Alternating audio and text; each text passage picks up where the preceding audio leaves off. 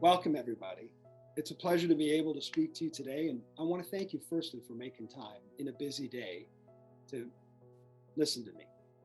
And here I want to talk about things that I think are important to all of us. And really, it's about the strength and the potential of our country and our community.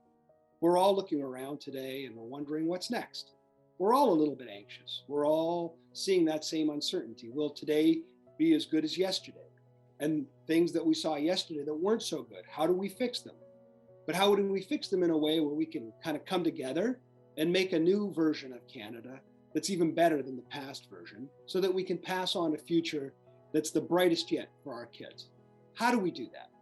You look back on history and you think of why some societies were brighter and others were darker, why people went on one path or another path.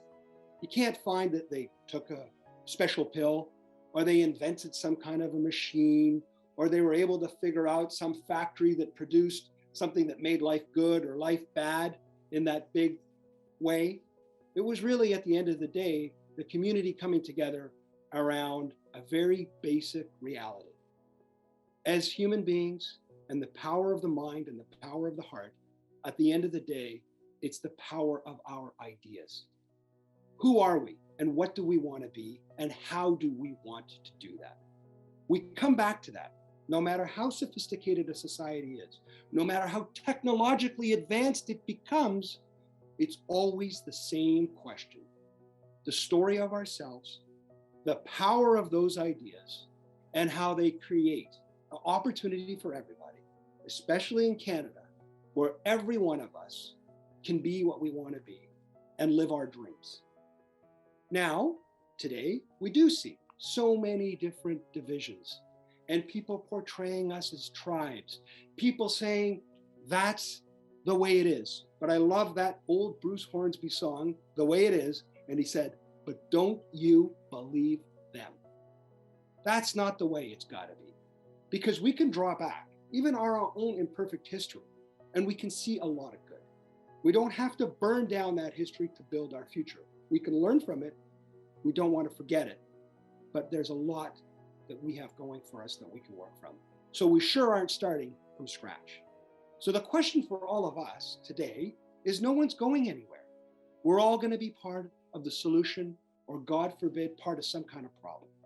So we might as well get over it and think about how we're all 38 almost million of us are going to be able to put all our resources in that same basket to get together as one team, genuinely like a Team Canada, and everybody row in that right direction to make sure we get to that bright future for us and our kids. And the ideas that resonate throughout time are often very simple. Stronger together. That remains true. Many hands make light work. We are taught these things. We know these things as reality.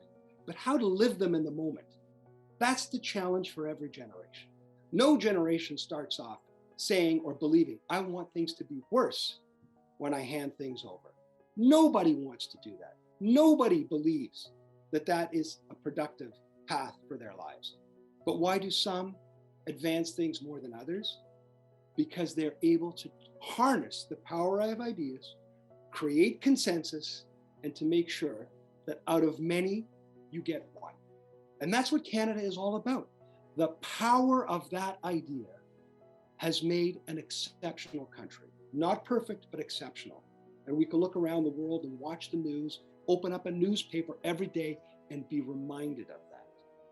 So today, more than ever, we need to find power in our diversity and to find strength in our unity and make sure that we can all come together around the best ideas of our time and to make sure that they have the brightest future yet for us and our kids.